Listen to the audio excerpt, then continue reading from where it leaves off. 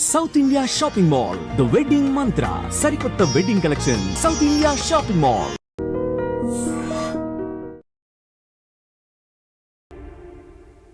మీకు ఎలా ఉంది ఎక్స్పీరియన్స్? సూపర్. సోషల్ మీడియా దుమ్ము లేపేస్తున్నారు. ఈరోజు ట్రెండింగ్ అనమాట. ఇప్పుడే కాదు, రాజాసాబ్ అనుకున్న దగ్గర నుంచి ఎప్పుడెప్పుడు వస్తుందని ఫ్యాన్స్ వెయిటింగ్. సో ఇప్పుడు మీ నుంచి మీకు వచ్చిన బెస్ట్ కాంప్లిమెంట్ ఏంటి? నాకు వచ్చిన బెస్ట్ కాంప్లిమెంట్ అంటే ప్రభాస్ గారిని ఎలా చూడాలనుకుంటున్నామో అలా చూపించామనేది ఒకటి. నెక్స్ట్ ఎలా చూపించాలో అలా అనుకుంటున్నాం అనేది. నెక్స్ట్ ఇంకొకటి, సినిమా చాలా కొత్తగా ఉందని, ఈ జోనర్లో ప్రభాస్ గారిని పెట్టడం అనేది అదొక పెద్ద ఎలిమెంట్ అని. ఇలా అసలు రకరకాలుగా ఇంకా అన్ని పాజిటివ్ కామెంట్స్. ఎక్కడా కూడా ఇలా తీస్తే దాని గురించి టాపిక్ లేకుండా వాళ్ళకు చిన్న సర్ప్రైజింగ్ షాకింగ్ ఎలిమెంట్ లాగా ఉంది. మేము ఫస్ట్ నుంచి ఫీల్ అయింది అది ఇవాళ ఓపెన్ చేసాము. నిజంగా చాలా హ్యాపీగా ఉందండి మీ అందరు ఇలా మాట్లాడటం. బిగ్గెస్ట్ హారర్ ఫ్యాంటసీ ఇండియన్ స్క్రీన్స్లో అన్నారు అంటే దాని మీనింగ్ ఏంటి సార్? డెఫినేషన్ ఏం చెప్తారు? అంటే నేనేంటంటే 2012లో ప్రేమ కథ చిత్రం తీశాను. అప్పుడు తీసినప్పుడు ఏంటంటే హర్రర్ కామెడీ. దాని తర్వాత ఒక నియర్ బై ఒక 500 ఫిలిమ్స్ వచ్చి ఉంటాయి సౌత్ ఇండియా మొత్తంలో. హిందీలో కూడా ఆ జానర్ వెళ్ళింది. బట్ హర్రర్ కామెడీలో కాకుండా హర్రర్ కామెడీలో ఒక ఫ్యాంటసీని యాడ్ చేయటం అంటే ఇంతవరకు అంటే హాలీవుడ్లో కూడా వేరే చేశారు కానీ జానర్స్ ఇలా రెండు మిక్సెస్ చేయలేదు. దాన్ని నేను యాక్చువల్గా రాసి దాన్ని కొత్తగా చేశాను. అది ఫైనల్ అవుట్పుట్ అయితే చాలా బాగా వచ్చింది. అదే సార్ ఫస్ట్ టైం ముందు మాట్లాడుతూ ఆయన ఫింగర్స్ కూడా యాక్ట్ చేస్తాయి అని చెప్పారు మీరు. వెనక నుంచి నడుస్తున్నా కానీ ఆయన ఇందులో మెయిన్గా 3 జోనర్స్ని టచ్ చేశారు: కామెడీ, థ్రిల్లర్, రొమాంటిక్. అవును, మీకు ఏమనిపించింది సార్? 3 పర్ఫెక్ట్గా డీల్ చేశాను అనిపించింది. ఆయన 3 పర్ఫెక్ట్గా కథలో బ్లెండ్ అయిన అనిపించింది. వీటితో పాటు చాలా మంచి బలమైన ఎమోషన్ కూడా ఉందన్నమాట సినిమాలో. అది కూడా మీరు చూస్తారు. సార్ ఫస్ట్ టైం మీరు విఎఫ్ఎక్స్ ఎక్కువ బేస్ అవుతున్నారు. విఎఫ్ఎక్స్ దీని మీద ఏమన్నా కంప్లైంట్స్ ఉన్నాయండి? అంటే మీకు నేర్చుకోవాలి కదండి. నేను వచ్చిందే ఫస్ట్ యానిమేషన్ బ్యాక్గ్రౌండ్ నుంచి. నేను ఆ యానిమేషన్లో నేను 2000 నుంచి యానిమేషన్లోనే చేశాను. అప్పటికి ఇంకా సీజీలు అవి రాలా. నేను యానిమేషన్ ఫ్యాకల్టీగా చేసేవాడిని. 2D యానిమేషను, దాని తర్వాత 3D వాళ్ళకి ఫ్యాకల్టీగా చేసేవాడిని. దాని తర్వాత నాకు ఎప్పుడు ఆపర్చునిటీ రాలేదు. నేను యాడ్స్ ఏవో చేసేవాడిని. కానీ దాని తర్వాత ఈ రోజుల్లో బస్ స్టాపు ఈ సినిమాలన్నీ రాయడం యాక్చువల్గా నేను చేసేవాడిని. నేను బిఫోర్ కూడా అన్నా, విఎఫ్ఎక్స్ సినిమా తీసినప్పుడు వాట్ ఐఎమ్ అనేది నిజంగా తెలుస్తుంది. దాని గురించి వెయిట్ చేస్తున్నానన్న. ఇది కరెక్ట్గా నాకు యాక్చువల్గా బడ్జెట్స్ ఇవన్నీ దొరికినాయి అనమాట. ప్రభాస్ గారి కెరియర్కి ఇది ఎలా ఉంటుంది సార్? చాలా కొత్తగా ఉంటుందండి. ఎందుకంటే ఆయన ఈ జోనర్లో ఇలా చేయడం అనేది గ్రేట్ కాబట్టి. ఫస్ట్ పెరిగింది కాబట్టి డెఫినెట్గా సినిమా కోసం వెయిట్ చేయండి. సినిమా వచ్చినప్పుడు చూడండి. ఇలాగే మమ్మల్ని ఎంకరేజ్ చేయండి. మోర్ పాజిటివ్ ఇవి మీరు ఇంకా చూడబోతుంటారు. హై సార్, ఎలా ఉన్నారు? I'm good. సో ఫస్ట్నే దాని గురించి మాట్లాడుతున్నాను. జాతిని తగలబెట్టబోతున్నామని షర్ట్ మీద ఇండికేషన్ వేశారు. దాని meaning That is a fans function. I want to make them happy and I want to make them how confident we are, and because I always interact with fans of every hero when I make a film, when I am part of a film. So I asked director Marthi garu, he said it's okay. So sir మేము ఇలాంటి పదాలు వినాలనుకుంటున్నాం. Rooted పదాలు, జాతిని తగలబెట్టబోతున్నాం అలాంటి పదాలు. మీరు ఇంగ్లీష్లో చాలా పాజిటివ్గా మాట్లాడుతున్నారు. First so being it's a parent film, I have to talk every language, especially English, and Jatini it's Telugu. You will understand it. So sir అంటే ఏమన్నా చూసారంటే కొంచెం ఒక 40 minutes అన్న ఏదైనా footage, complete footage? I saw all of the most of the rushes, whatever we had shot, because every day I'm in the set. So we are very much content. So Prabhas గారి ఫిల్మోగ్రఫీలో ఈ film ఎలా out stand అవుతుందని అనుకుంటున్నారు? ప్రభాస్ గారి ఫిల్మోగ్రఫీలో last decade నుంచి ఆయన కొన్ని subjects పరంగా కొన్ని ఎలిమెంట్స్ టచ్ చేయలేదు. సో ఆ ఎలిమెంట్స్ అన్నీ కూడా ఈ సినిమాలో ఉంటాయి. సో ఫ్యాన్స్కి ఒక ఫుల్ ఫీస్ట్. సో ఇది కంప్లీట్ విఎఫ్ఎక్స్ బేస్డ్. విఎఫ్ఎక్స్ అంటే ఈ మధ్య ట్రోలింగ్స్ ఎక్కువ చూస్తున్నాం. మీకు కూడా తెలుసు, పెద్ద పెద్ద చిరంజీవి గారు లాంటి సినిమాని ట్రోల్ చేస్తున్న రోజులు. చిరంజీవి గారి సినిమానే అలాంటిది ఏం లేదండి. చిరంజీవి గారు ఇస్ ఎ లెజెండ్. అంటే ట్రోల్ చేసేవాళ్ళు ఎనీ సినిమాని ట్రోల్ చేస్తారు. అది దాన్ని మనం కన్సిడరేషన్లో పక్కన పెట్టేస్తే Apart from VFX, this is not a just VFX film, it's a content rich film. Content నుంచి అన్నీ వస్తాయి, దాంట్లో VFX ఒక part.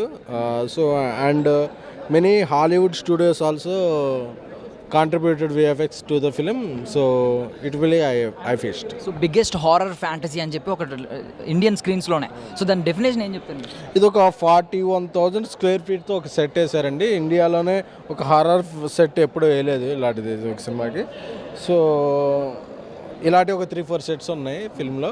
So the makers decide to go with the Indian biggest horror fantasy. ఏ సినిమాలో అయినా సరే ప్రోటాగనిస్ట్ యాంటాగనిస్ట్కి తగ్ ఆఫ్ వార్ ఉండాలి. సో ఇక్కడ పెద్ద పవర్ఫుల్ లెజెండ్స్ ఉన్నారు, ఒకరేమో ప్రభాస్ గారు, ఇంకొకరేమో సంజయ్ దత్ గారు. వాళ్ళిద్దరి మధ్య తగ్ ఆఫ్ వార్ ఎలా ఉండబోతుంది?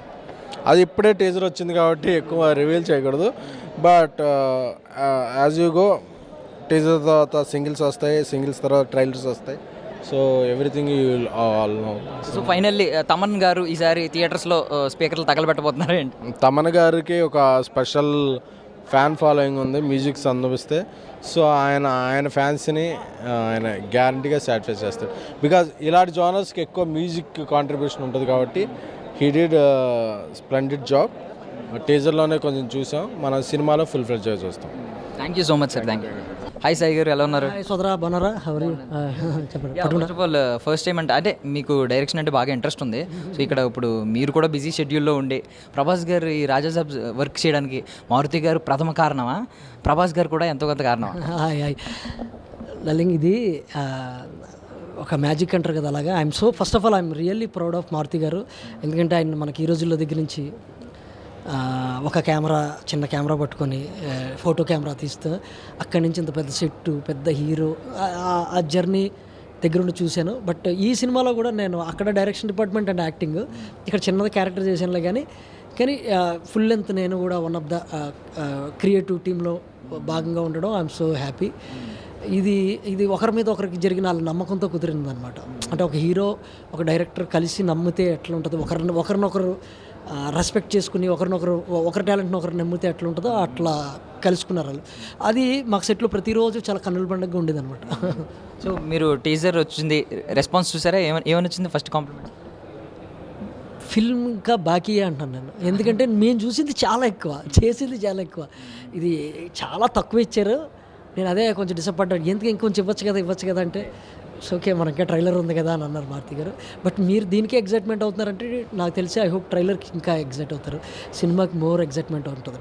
సో ఇండియన్ స్క్రీన్స్లో మొత్తం అన్నిటిలో బిగ్గెస్ట్ హారర్ ఫ్యాంటసీ అన్నారు, ఎందుకు అన్నారు అన్నమాట? అంటే హారర్కి నాకు తెలిసి మన ఇండియాలో ఇంత ఎక్స్పెన్సివ్ చేసి ఉండరు. హారర్ జానర్ అనేటప్పటికి దాని లిమిటెడ్ బడ్జెట్ అదే ఉంటుంది కదా. మీరు చూసారు కదా సెట్ కానీ, దీన్ని పనిచేస్తున్న గ్రాఫిక్స్ టీమ్ కానీ. సో అందుకనే this is a big horror romantic comedy. ఈ జానర్ని ఇంత పెద్దగా ఇంత ఎక్స్పెండిచర్గా ఎవరు చెప్పలేదు, అందుకే అని ఉంటారు. దట్స్ ట్రూ, నేను ఐ విట్నెస్ కాబట్టి. సో ప్రభాస్ గారిని సెట్స్లో అబ్జర్వ్ చేసినప్పుడు మీకు ఏమనిపించింది? అంటే బాగా విట్నెస్ చేసినప్పుడు ఆయన యాక్షన్ కావచ్చు, ఆయన యాక్టింగ్ కావచ్చు, లేదంటే యాక్షన్ సీక్వెన్సెస్ కావచ్చు, కామెడీ కావచ్చు, ఎస్పెషల్లీ ఆయన ఎప్పుడు బాహుబలి ఆయనకు తెలుసు, ఎప్పుడు డార్లింగ్ ఎప్పుడు ఆయనకి తెలుసు, రెండు ఆయనకి తెలుసు. కాబట్టి ఆ సిచ్యువేషన్కి వచ్చినప్పుడు అలాగా వెళ్ళదు. ఈ సో ఇంటెన్స్ అండి. ఇంకా ఆయన గురించి మనం చెప్తే ఆయన చాలా ఇష్టం సినిమా అంటే, మంచి సినిమా చాలా ఇష్టం ఆయనకి. అది అనిపించి ఉండేది ప్రతి క్షణం దాని మీద డిస్కషన్లు. వీళ్ళు ఈ సినిమా లవర్ ఆయన, అది బాగా గమనించాను. అది చాలా ఇన్స్పైరింగ్ అనిపించింది. అంటే అంత పెద్ద హీరో అయ్యింది, మనం ఏం చేస్తే అది అయిపోద్దులే అనుకోరు ఆయన. వచ్చిన కానీ డిస్కషన్ కానీ వీళ్ళు మాట్లాడుకోవడం అట్లా ఉంటుంది. ఎప్పుడైనా సెట్స్లోకి ఫుడ్ వచ్చిందండి ఆయన? ఫుడ్ వస్తుంటుందండి, చాలాసార్లు పంపిస్తుంది. ఏంటి స్పెషల్ ఏమొచ్చింది చెప్పండి మీరు అలా లేదు, ఒకసారి పంపిస్తారండి రకరకాలు, ఎవరన్నా మంచి యాక్టర్ అన్నీ పంపిస్తారండి. ఆయనకి స్పెషల్ ఫుడ్ అంటే ఫుడ్ అని ఆయన తోసేస్తారు, కానీ ఈజ్ వెరీ గుడ్ టాక్, చాలా బాగా మాట్లాడతారు ఆయన. దానికంటే బాగుంటుంది. సో అంటే మేము ఒక సీనే చూసాం, యాక్షన్ సీక్వెన్స్ అయితే జస్ట్ ఫైర్తో చేసింది ఒకటే చూసాం, మిగిలిందంతా ఆయన సెన్స్ ఆఫ్ హ్యూమర్నే ఎక్కువ చూసాం. ఏం అబ్జర్వ్ చేస్తూ ఉంటారు ఎక్కువ సినిమాలో? అంటే నేను పనిచేసాను, నాకు తెలుసు కాబట్టి అన్నిట్లో చిన్న చిన్న ముక్కలు పెట్టారు అంతే. ఇప్పుడు మీరు యాక్షన్ అనుకుంటే అది ఆకాశానికి ఎంత ఉంది, ఇందులో కామెడీ అంటే అదొక అంత ఉంది. అట్లా అన్నీ బ్యాలెన్స్ చేశారండి ఈ సినిమా. మన ఇండియన్ సినిమాకి కావాల్సిన ఆ హీరోకి మిస్ అయినవి ఇలా ఒక స్ట్రాటజికల్గా చేశారు. బట్ స్క్రీన్లో బాగుంది. సో ఇప్పుడు ప్రభాస్ గారి సినిమాలు అంటేనే అన్నీ మనకు తెలుసు, పాన్ వరల్డ్ని ఏం చేస్తున్నాయి. సో సడన్గా ఒక కొత్త పంద మార్చి ఒక కొత్త రూట్లో ఈ సినిమా రావడం ఎలా ఉంటుంది అంటారు రేపొద్దున ఆయన? ఇందులో కొత్తదనంతో పాటు పాత వింటేజ్ కూడా ఉంటుంది. ఇది కొత్త వింటేజ్ మిక్సింగ్ ఇది. బాగుంటుందండి. It's beautiful story. First of all ఈ మనం ఎన్ని పై విషయాలు మాట్లాడుకున్నా 45 మినిట్స్ తర్వాత మొన్న సినిమా చూసాం. అది ఒక మారుతి గారు అద్భుతంగా రాసేసారు. సినిమా మొత్తం చూసారండి? డైరెక్టింగ్లో రోజు వస్తాను అంటే లేదు, మొత్తం ఫస్ట్ కాపీ ఏమన్నా చూసారు? అంటే చూస్తుంటాం కదా, గట్ ఫీలింగ్ ఒకటి ఉంటుంది, వస్తుంది కదా చూసింది. ఇది ఒక అద్భుతం అని చెప్తుంటే మళ్ళీ గట్ ఫీలింగ్. అంటే నేను జస్ట్ మేకింగ్ విజువల్స్ గురించి చెప్తున్నారు అనుకున్నాను. I'm really proud of Maruti గారు అంటున్నాను. అసలు ఆయన రైటింగ్ మనకు మొదటి నుంచి తెలిసిన వ్యక్తి వేరు కదా. చిన్న సినిమాలు చేసి ఆ లిమిట్లో చేసిన ఆయన ఇంత పెద్దది అన్నప్పుడు ఎట్లా డీల్ చేస్తాడని ఆయన క్వశ్చన్ మార్క్ లాగా మాకు ఉంటుంది కదా. స్క్రిప్ట్ రాసినప్పటికీ, స్క్రిప్ట్ దగ్గర మనం చూస్తున్నప్పటికీ, పనిచేస్తున్నప్పుడు. కానీ ఒక ఫ్లోకి వచ్చిన తర్వాత ఒక 45 రోజులు ఒక ఎపిసోడ్ చేస్తుంటుంటే ఆ సీన్స్ అంటే ఒకప్పుడు కార్స్లో మారుతి సుజుకి అలాగో, మారుతి గారు అలాగే సినిమా మన తెలుగు ఇండస్ట్రీకి. ఇప్పుడు మళ్ళీ ఒక ఒక నిజంగా మీరు అన్నట్టు మారుతి గారు అంటే ఒకప్పుడు మారుతి సుజుకిలో ఎకనామీ, మనకి బడ్జెట్, కంఫర్టబుల్, ఒక చిన్నది అట్లా కాదు. ఇప్పుడు ఇది బ్రాండ్, ఇది ఫారెన్లో తిరుగుతుంటుంది ఈ బ్రాండ్కి ఈసారి. మళ్ళీ రీస్టార్ట్ అవుద్ది అంటారు. ఇక్కడ నుంచి ఇంజన్ గట్టిగా స్టార్ట్ అవుద్ది ఈసారి, గట్టిగా హార్స్ పవర్ ఎక్కువ ఉంటుంది అంటారా మారుతి గారి కెరియర్ గురించి ఈ సినిమా తర్వాత? కనపడుతుంది కదండి. అంటే అంత పెద్ద హీరో కంప్లీట్ చేంజ్ అని మీకు తెలుస్తుంది. ఇంకా నేను చెప్పడం ఉంది అందరికీ. మీరు పోనీ దీని తర్వాత డైరెక్షన్ డిపార్ట్మెంట్లో కంప్లీట్గా ఎంటర్ అవుతారా? నేను డైరెక్షన్ డిపార్ట్మెంట్ అండి. నేను ఇప్పుడు డైరెక్షన్ ట్రయల్స్లో ఉన్నాను. నాకు డైరెక్షన్ మొదటి నుంచి అసిస్టెంట్ డైరెక్టర్గా పనిచేశాను. ఇప్పుడు సడన్గా మళ్ళీ డైరెక్షన్లోకి వెళ్తున్న టైంలో ఈ 2 years నాకు ఈ ఆపర్చునిటీ మారుతి గారు రమ్మని ఇందులో పనిచేయని అవకాశం ఇచ్చారు. సో ఇంత పెద్ద సినిమా, ఇంత పెద్ద మనుషులు, ఇంత అన్నీ గ్రేట్ థింగ్స్ కదా. నాకు ఎగ్జైట్మెంట్తో ఇందులో దూరాను. ఇది అయిపోయింది కాబట్టి ఇప్పుడు నా సినిమా ట్రయల్స్లో నేను ఉన్నా. ప్రభాస్ గారు కథ చెప్పే ప్రయత్నం చేశారు? ప్రభాస్ గారిది కాదండి, మనం చిన్నగా ఇప్పుడు ఏదైనా గెలిచిన తర్వాత మారుతి గారు ఎలా వచ్చారు చూడండి, కన్స్ట్రక్టివ్గా ఉండాలి ఫస్టే. అన్నీ అందరి అట్లా మనం ఆశించకూడదని. ఫైనల్లీ ప్రభాస్ గారు అంటే అందరికీ ఇష్టం, అందరికీ డార్లింగ్. మీకు ఎందుకు ఇష్టం? మీ కారణాలు చెప్పండి. కదండి, మనం ఇప్పుడు ఈ హీరోలు అందరూ, అంటే నేను కొత్తగా వచ్చినప్పుడు ఒక హీరోగా, అంటే మనం ఇక సినిమాలు చూస్తున్నప్పుడు ఇండస్ట్రీకి రాకముందు వీళ్ళందరూ హీరోలే కదా. అద్భుతమైన సినిమాలు చేశారు కదండి. మనం చూసాం కదా, ఒక్కొక్కరిని ఒక్కొక్క స్టైల్లో చూసాం కదా. నాకు ఈయనలో ఇష్టం ఈ యాక్టింగ్ అదంతా అప్పటి వరకు ఓకే. కానీ ఇప్పుడు సెట్లో రోజు చూస్తున్నప్పుడు సినిమా మీద నాకు ఆయన సినిమా మీద చాలా అవగాహన ఉందని తెలిసిన తర్వాత నాకు చాలా ఎగ్జైట్మెంట్ అయిపోయింది. He knows very well to the crafts and movie అన్నీ సెట్టింగ్ అనమాట. ఆయన కథ మాట్లాడుతుంటాడు, కథగా వింటుంటాడు, ఎక్కువ ఎంజాయ్ చేస్తూ, అంటే తెలుసుకొని దాని గురించి డిస్కషన్. ఒక హీరో వచ్చి జస్ట్ అట్లా ఉంటారు ఆయన. అది నాకు నచ్చింది, నాకు బాగా నచ్చేసాడు. అతను కథ గురించి అంత బాగా ఎంత ఇంటెన్షన్గా వింటుంటాడు. సీన్ బాగుంటే ఎగ్జైట్ అయిపోతుంటారు. ఫ్యాన్స్ ఎలా బిహేవ్ చేస్తారో ఆయన బిహేవ్ చేస్తుంటాడు. అట్లా నేను ఇందాక మారుతి గారితో అదే అట్లా ఫ్యాన్స్ ఎగ్జైట్మెంట్ ఎలా ఉందో ఈయన ఎగ్జైట్మెంట్ సేమ్ ఉందండి. వీళ్ళిద్దరూ సేమ్ ఒకలాగే ఉన్నారు. అంటే సీన్ బాగుందంటే ఈయన, సీన్ బాగా వచ్చిందంటే వాళ్ళు ఎలా ఎగ్జైట్మెంట్ అవుతారో వీళ్ళిద్దరూ అట్లా ఉంది అనిపించింది. Thank you so much sir. Raja Saab మీ కెరియర్లో కూడా మీ ఫిల్మోగ్రఫీలో కూడా ఒక మంచి మార్క్ క్రియేట్ చేసి నిలబడాలి. లేకపోయినా మనం ఇందులో జస్ట్ టెక్నీషియన్ ఇక్కడి నుంచి చాలా నేర్చుకోవడం, ఇక్కడి ఇది అబ్జర్వేషన్ చేయడం, కానీ ఇది ఒక ఆపర్చునిటీగా నాకు ఫర్దర్ వర్క్లకు ఉపయోగపడుతుందని ఆశిస్తున్నాను. థ్యాంక్ యూ సో మచ్ అండి. దిస్ ఇస్ కంప్లీట్లీ మారుతి గారు, ప్రభాస్ గారి cinema. Thank you. Horror fantasy అనమాట ఆ సినిమా పేరే ది రాజా సాబ్. ఎందుకంటున్నారంటే అది కూడా సెట్స్ చూసారు కదా ఎంత గ్రాండియర్గా ఉన్నాయో. ఆల్మోస్ట్ ఎంత పెద్ద సెట్ ఏ సినిమాకి వేయలేదంట ఇండియాలో. హారర్ ఫిల్మ్స్లో ఏ సెట్స్కి వేయలేదంట, ఐ మీన్ ఏ ఫిల్మ్కి వేయలేదంట. లైక్ బాలీవుడ్లో చాలా సినిమాలు చూసాం మనం, పెద్ద పెద్ద స్టార్స్ లైక్ అమితాబ్ బచ్చన్ గారు యాక్ట్ చేసిన లాంటి సినిమాలు కూడా చూసాం. వాటికి కూడా ఇంత పెద్ద సెట్ అయితే వేయలేదన్నమాట. అందుకనే India's biggest horror fantasy film అని అంటున్నారు. సో అండ్ మీరు దీని ఇంపాక్ట్ ఎలా ఉండబోతుంది, ఈ సినిమా ఇంపాక్ట్ అనేది తెలుసుకోవాలనుకుంటే ముందు ఇక్కడికి వెళ్ళాలన్నమాట. దాని గురించి చూద్దాం. చూస్తున్నారు కదా, సో నార్మల్లీ ఇవన్నీ కూడా భయపెడుతున్నాయి సెట్స్ అంతా కూడా, బట్ ఇప్పుడు మాత్రం బాగా భయపెట్టబోతుంది అనమాట. చూడండి ఒకసారి, అటు చూడండి. ఇది మొత్తం ఒక మనం చేతబడి చేసే ప్లేసులకు వచ్చినట్టు ఫీలింగ్ అవుతుంది. నిజంగా చేతబడులు ఉన్నాయేమో అనే భయం కూడా మొదలవుతుంది ఇలాంటి ప్రదేశాలు చూస్తుంటే. చాలా రియలిస్టిక్గా చేశారు. అండ్ మీరు చూస్తున్నారు కదా అక్కడ అదిగోండి ఆపోజిట్లో కూర్చున్న మహిళలు కూడా మనకి మాంత్రికురాల్లా కనిపిస్తున్నారు నార్మల్ దాని ఇంపాక్ట్ వల్ల. అండ్ చూడండి అక్కడ మొత్తం ఒక గుడ్లు కూడా పెట్టారు, రియల్ గుడ్లు, అక్కడ నిమ్మకాయలు, కుంకుమ కలిపిన రైస్ అది అనమాట. అది నార్మల్గా రక్తం కలిపిన రైస్ లాగా మనకి సినిమాల్లో చూపిస్తూ ఉంటారు. చూశారు కదా, నార్మల్ ఇక్కడ హీట్ అయితే చాలా దారుణంగా ఉంది. మేబీ మీరు ఆన్ స్క్రీన్ కాబట్టి మీరు దీన్ని అబ్జర్వ్ చేయలేరు, నేను కాబట్టి ఎక్స్పీరియన్స్ చేస్తున్నాను. ఇదిగోండి ఇక్కడ చూడండి, ఒక పొట్టేలు తలకాయ అనమాట, బట్ రియల్ కాదు, ఇది విఎఫ్ఎక్స్. బికాజ్ యానిమల్ని మనం హెరాస్ చేయకూడదు కాబట్టి, యానిమల్స్ని మనం బాధ పెట్టకూడదు కాబట్టి అక్కడ అన్ని మొత్తం సెట్సే ఉన్నాయి. అండ్ ఇంకా మనం చూద్దాం, ఇలా రండి ఒకసారి. యా ఇదిగో దిస్ వన్ చూడండి, ఒక రియల్ చేతులు ఎముకలు పుర్రెల్లాగా డిజైన్ చేశారు. ఇది ఇందాక మనం అక్కడ చూసిన పొట్టేలు కొమ్ము అనమాట, విరిగిపోయింది, ఇక్కడ ఉంది. మేబీ సినిమాలో అది భాగమేమో. సో ఇది కూడా చూడండి, తెలియకుండానే నేను ఒక రియల్ చేతబడులు చేసే ఒక డార్క్ ప్లేస్ని మనం ఎక్స్పీరియన్స్ చేసినట్టుంది. ఏదో వార్తల్లో వస్తుంది కదా, లీక్ అయిందని అలా ఉందన్నమాట. చాలా బాగుంది సెట్స్ అయితే. సో మొత్తం ఒకసారి ఒక రౌండ్ వేయండి మొత్తం పైన అంతా. మీకు చిన్నప్పుడు అన్వేషిత అని ఒక సీరియల్ ఉంటుంది, అందులో రాక్షసి ఇదే ఫేస్తో ఉంటుంది అనమాట. మీరు బాగా అబ్జర్వ్ చేస్తే ఆ సెట్స్ మొత్తం అదే ఉంది. చిన్నప్పుడు నేను చాలా భయపడేవాడిని, 90s కిడ్ని కాబట్టి. అండ్ పదండి ఇంకా నెక్స్ట్, ఈ హీట్ని అయితే మీరు ఎక్స్పీరియన్స్ చేస్తారు. ఇప్పుడు గ్రాండ్ ఇయర్ని ఇక్కడ నుంచి చూడాలి కాబట్టి ఆ గ్రాండ్ ఇయర్ని అయితే నేను ఇప్పుడు మీకు చూపించబోతున్నాను. కమాన్, బై ద వే ఒకసారి ఈయనకి నమస్కారం పెట్టుకుందాం. మంచో చెడో పక్కన పెడితే కోపం వస్తుంది ఈయనకి. మేబీ సంజయ్ దత్ గారు ఆత్మరూపంలో ఉన్న విజువల్ అయి ఉండొచ్చు ఇది. సో నెక్స్ట్ మీకు ఒక రొమాంటిక్ ప్లేస్ చూపించబోతున్నాను. బట్ ఆ రొమాన్స్ మనుషులతో చేసినప్పుడు బాగానే ఉంటుంది, అంటే ఒక హీరోయిన్తో చేసినప్పుడు బాగానే ఉంటుంది. కాకపోతే అదే దెయ్యం మనిషితో చేస్తే ఎలా ఉంటుంది అది కూడా ఇక్కడ మనం చూడబోతున్నాం అనమాట. సో బేసికల్లీ ఇక్కడే మనం ప్రభాస్ గారి డైలాగ్ ఒకటి విన్నాం కదా, రాత్రి తెలియకుండా మీద పడి కొంచెం కొరికేసినట్టున్నాను, ఏమనుకోకండి కరిచేసినట్టున్నాను అంటారు కదా, ఇదే ప్లేస్ అనమాట. బట్ తర్వాత థింగ్ ఏంటంటే మేబీ దెయ్యం రొమాన్స్ ఇక్కడ కనిపించబోతుంది. సంజయ్ దత్ గారు మనుషులు రొమాన్స్ చేస్తే ఎలా ఉంటుందో ఇక్కడ చూడబోతారు అనమాట. అంటే ఇది చూడండి ఒకసారి. వాహ్ ఇది ఒక పెద్ద లాకర్ అనమాట. మనకి సంజయ్ దత్ గారు చాలా ఓపెన్గా ఒక స్టేట్మెంట్ ఇచ్చారు, వద్దు లోపల చూడొద్దు, ఆయనకి కోపం వస్తుంది.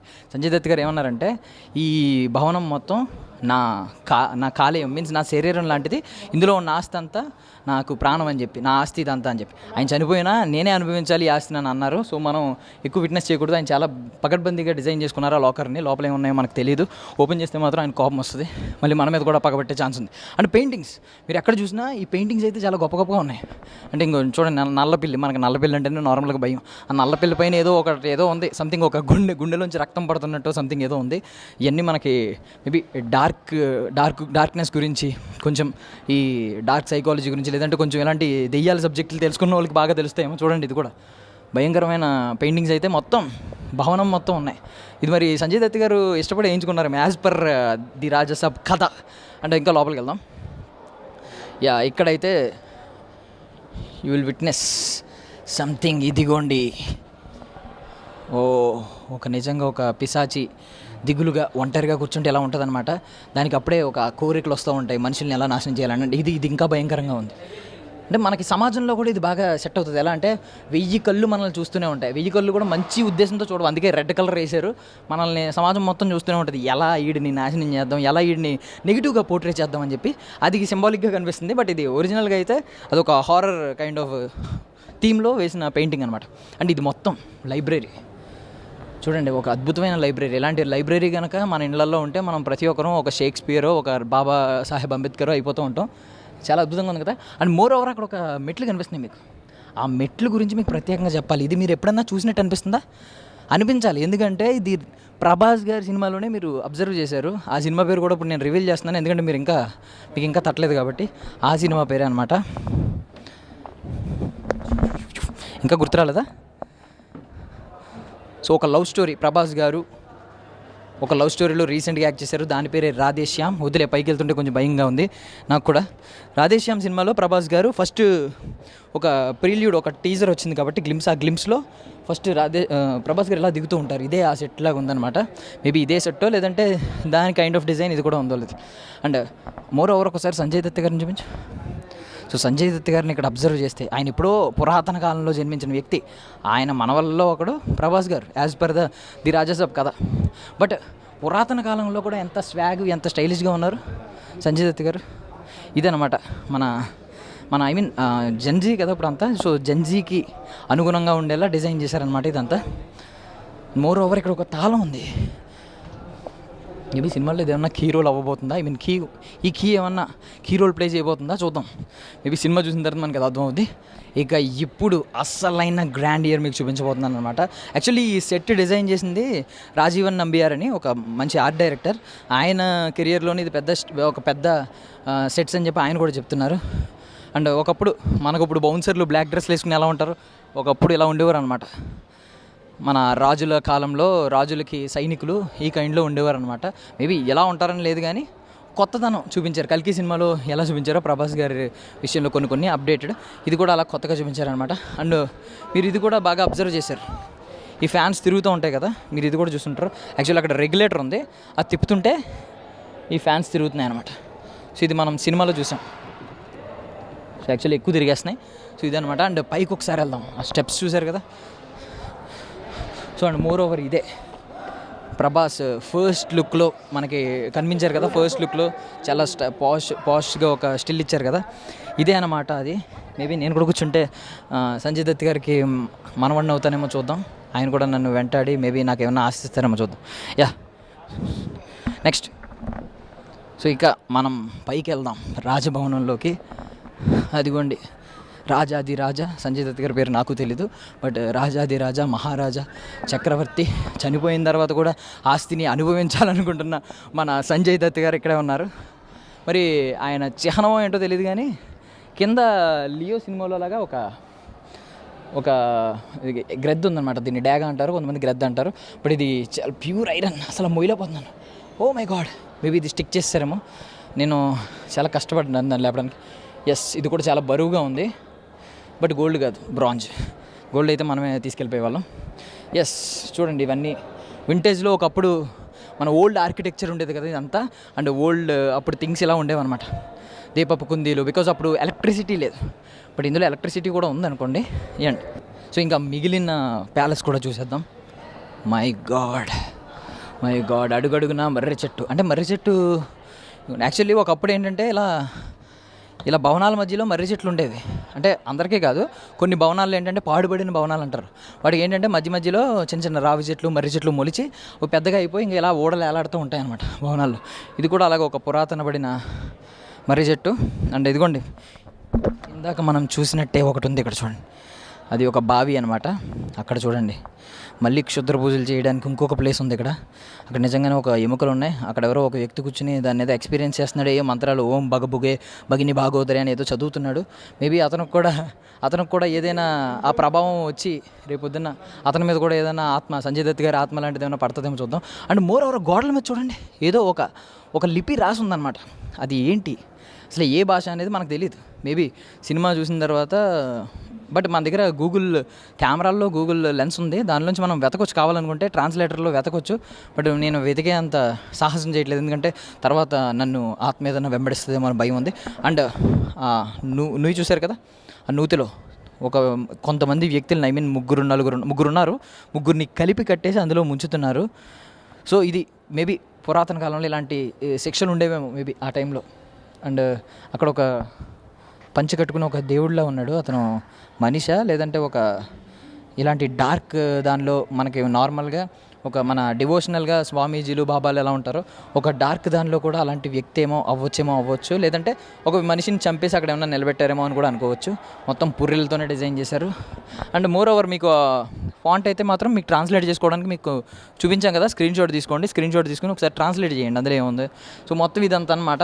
మనం ఇదంతా తిరిగితే మనకు ఓపిక కూడా సరిపోదు కాబట్టి, ఐ మీన్ నాకు సరిపోదు కాబట్టి. ఆల్రెడీ నేను చాలా వీక్గా ఉన్నాను, ఇప్పటికే దెయ్యం పట్టుద్ది మన భయంతో ఉన్నాను. ఇంకా వీక్ అయిపోతే ఖచ్చితంగా దెయ్యం పట్టుద్ది, పట్టకపోయినా నేనే పట్టినట్టు ఫీల్ అవుతాను కాబట్టి ఇంకెళ్ళిపోదాం. అన్న మనం నెక్స్ట్ సెగ్మెంట్కి వెళ్ళిపోతే ప్రభాస్ గారు అనగానే మన అందరికీ గుర్తొచ్చేది ఏంటంటే, బికాజ్ ఆయన గురించి ప్రతి సెలబ్రిటీ చెప్పేది భోజనాలతో పెట్టి చంపేస్తారని చెప్పి. మనకి డార్లింగ్ సినిమాలో ఒక క్యారెక్టర్ ఉంటుంది, బాబు తిన్నావా అని చెప్పి. ప్రభాస్ గారు ఒరిజినల్ క్యారెక్టర్ అదే అనమాట, బాబు తిన్నారా అని చెప్పి. మధ్యాహ్నం క్యారేజీలు ఇంటి నుంచి పంపిస్తూ ఉంటారు. భీమవరం ఫుడ్ అంతా ఇక్కడే ఉంటుంది. సో అందుకే ఎంత పెద్ద టేబుల్ అరేంజ్ చేశారనమాట. మేబీ నాకు తెలిసినంత వరకు cinema shooting, I mean cut చెప్పిన తర్వాత షూటింగ్ అంతా ఇక్కడే కూర్చుని పైన ఒక క్లాత్ వేసి దీన్ని డిస్టర్బ్ చేయకుండా అందరూ కూర్చొని నవ్వుతూ తిని ఉంటారు. కొన్ని నాకు తెలిసి అట్లీస్ట్ షూట్ ఎండ్ అయిపోయిన తర్వాత అయినా దీని మీద తిని ఉంటారేమో అనిపిస్తుంది.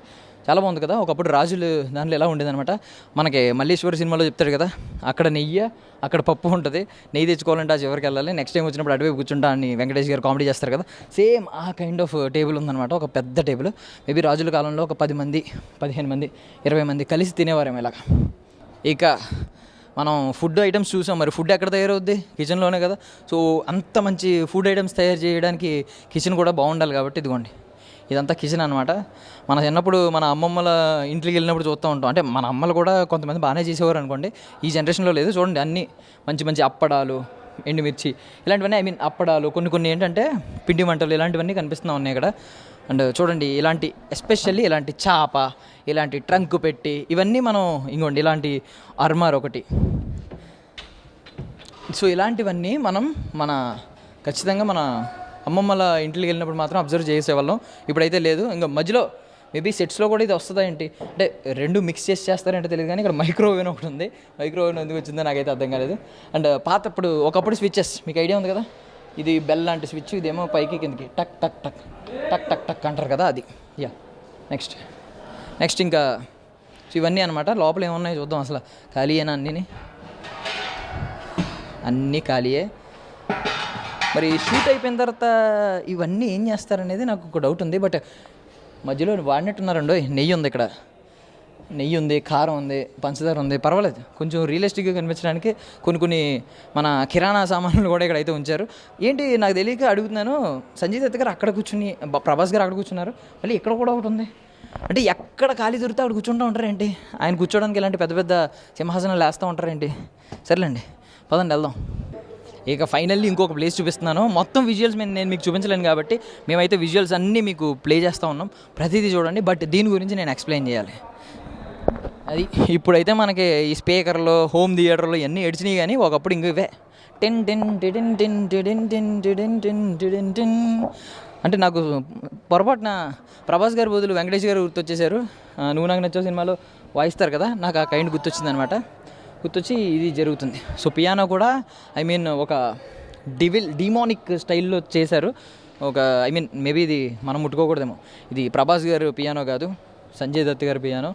ఆయన మేబీ ఎందుకు డిజైన్ చేసుకున్నారో నాకు అర్థం కాలేదు, కానీ భయపెడుతూనే డిజైన్ చేశారు.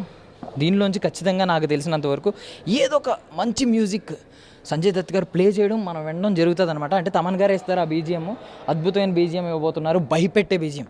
అద్భుతమైందంటే మళ్ళీ వేరేది అనుకోవచ్చు. అండ్ అమ్మ ఎంత నెగిటివ్, ఇంత డార్క్ సెట్స్లో కొంచెం ఒక ఏంజెల్లా కనిపించింది. Thank you so much. కొంచెం నీ వెలుగు చూసిన తర్వాత కొంచెం నాకు భయం పోయింది అనమాట. భయం తగ్గింది, కొంచెం పాజిటివిటీ వచ్చింది. Thank you so much.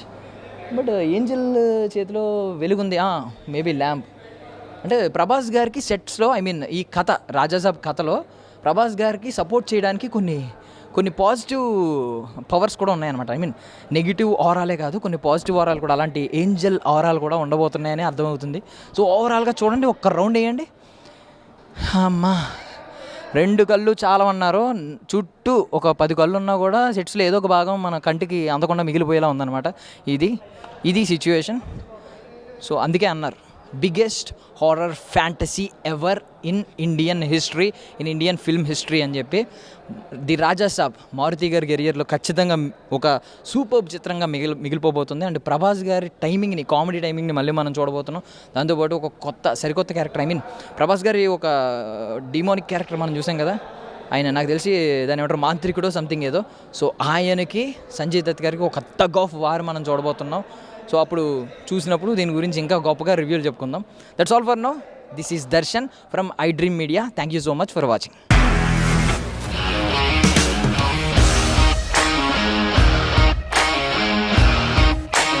ఇండస్ట్రీలో కమిట్మెంట్ ఇష్యూస్ వస్తే నీకు కూడా వచ్చినట్టు? మార్నింగ్ తీసుకెళ్ళానంటే కొట్టి పడేస్తారు.